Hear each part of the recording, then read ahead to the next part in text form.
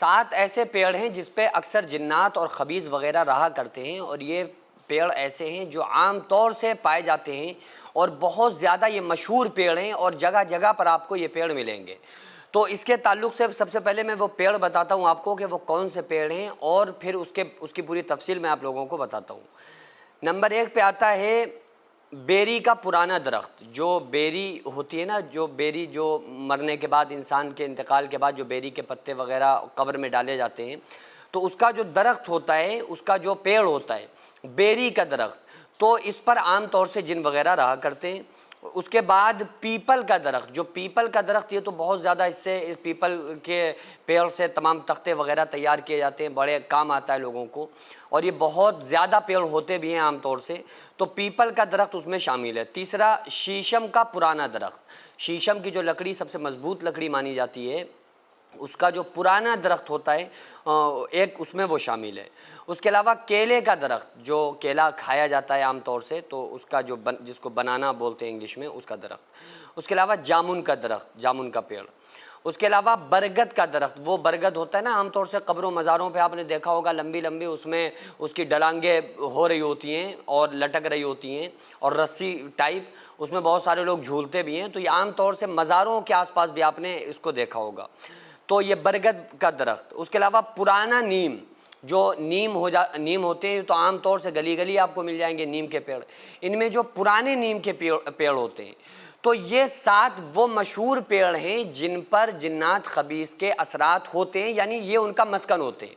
لیکن اب میں اس سے اگلی بات آپ کو اور بتا دوں کہ یہ کیا ہر پیڑ پر ایسا ہوتا ہے؟ ایسا بالکل نہیں ہے۔ پہلے جب جنات اس دنیا کے اندر انسانوں کی طرح رہا کرتے تھے، لیکن جب انسانوں کی تعداد بڑھنے لگی تو اللہ تعالیٰ نے جناتوں کو ایک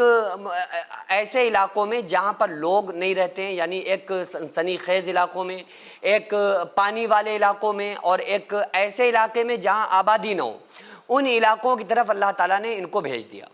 اب یہ وہ ان کے مسکن ہیں۔ اللہ تعالیٰ نے ان کو ہواؤں میں بھی معلق کر دیا، یعنی ان کو یہ طاقت دی ہے کہ یہ زمین اور آسمان کے بیچ میں ہواؤں میں بھی معلق رہ سکتے ہیں۔ تو یہ جو 7 میں نے پیڑوں کے نام بتائے ہیں، ان میں جو جنگلات وغیرہ میں اگر یہ پیڑ ہیں تو اس پہ یہ جنات وغیرہ یا خباثت کے اثرات ہونا، یا ان میں مکان ہونا، مسکن ہونا، یہ بالکل ہو سکتا ہے، اس میں کوئی بھی ڈاؤٹ نہیں کیا جا سکتا، اس میں ہو سکتا ہے۔ لیکن کسی کے گھر میں کوئی پیڑ لگا ہوا ہے، یا کوئی ایسے گلیوں اور راستوں میں یہی پیڑ لگے ہوئے ہیں جہاں پر انسانوں کی بہت زیادہ آبادی ہے، تو ان پیڑوں کے تعلق سے جو اکثر دیہات وغیرہ میں علاقوں میں سمجھا جاتا ہے کہ بھائی اس پیڑ میں وہ لوگ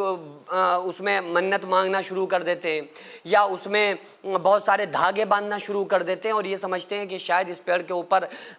جنات رہتے ہیں یا بھوت پریت کے اثرات ہیں۔ تو ایسا ہو تو سکتا ہے، لیکن عام طور سے ایسا نہیں ہوتا ہے۔ جو بستی کے علاقے ہیں وہاں پر عام طور سے ایسا نہیں ہوتا ہے، بلکہ جو جنات وغیرہ کا جو عام طور سے مسکن ہوتا ہے، جو رہنے کی جگہ ہوتی ہے، وہ جنگلات کے علاقے ہیں، وہ جنگلات ہیں۔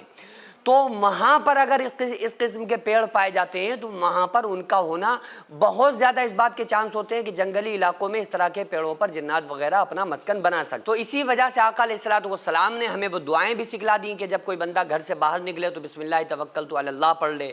اور اس کے بعد گھر سے باہر نکلے، گھر کے اندر داخل ہو تو اعوذ باللہ من الشیطان الرجیم پڑھ کے داخل ہو۔ تو اس لیے اگر آپ گھر سے جب بھی باہر نکلیں تو ایسی جگہوں سے انسان کا گزر ہوتا رہتا ہے جو اس طرح کے پیڑ ملتے ہیں، اس طرح کی چیزیں ملتی ہیں، تو انسان کو چاہیے کہ وہ ان دعاؤں کو پڑھتا رہے جو آقا علیہ الصلوۃ والسلام نے بتلائی ہیں۔ اور اگر بائی دفعہ جنگلات میں جانا ہوا، کھیتوں کی طرف آپ جا رہے ہیں، تو اس سے پہلے پھر آپ آیت الکرسی، اگر آپ کو یاد ہے تو آیت الکرسی پڑھ کے اپنے اوپر ضرور دم کر لیجئے، تاکہ ان کے کسی بھی قسم کا کوئی اثرات آپ کو نقصان نہ پہنچا سکے۔ اس ٹائم اکثر لوگ مسجد اور مدرسوں کو توڑنا اور گرانا چاہتے ہیں، تو ایسے میں ہمارا فرض بنتا ہے کہ ہم اپنے مسجد اور مدرسوں کو قانونی طور پر مضبوط بنائیں۔ اس سے پہلے بھی میں عرض کر چکا ہوں کہ ایسے میں ہم ایک ایسا اسکول پلس مدرسہ بنانا چاہتے ہیں جس میں بچے اسکول کے ساتھ ساتھ دینی تعلیم، حفظ، عالم کا کورس اور قرآن پڑھنا سیکھ سکیں۔ اتنا بڑا کام اکیلے بالکل بھی ممکن نہیں ہے۔ اگر آپ چاہتے ہیں کہ آپ کا پیسہ صحیح جگہ پر لگے اور آپ چاہتے ہیں کہ آپ کو اس کا ثواب قیامت تک ملتا رہے،